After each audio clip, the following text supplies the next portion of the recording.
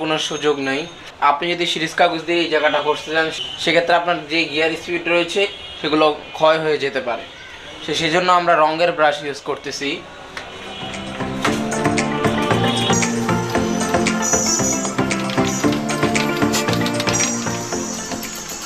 তো guys, brush দিয়ে যখন মোছা হয়ে যাবে ঠিক এইভাবে চেনের উপরে ধরে চেনটাকে ঘোরাতে হবে।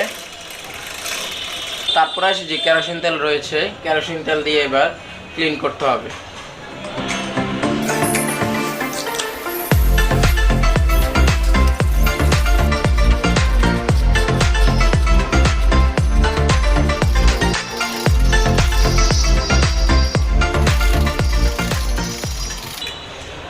সো গাইজ, এইভাবে কেরোসিন তেল দিয়ে ভিজিয়ে নেবেন। ভিজিয়ে নেওয়ার পর 2 ঘন্টা কেরোসিন থাকা অবস্থায় রেখে দিবেন। 2 hours later. সো গাইজ, 2 ঘন্টা পার হয়ে গেছে।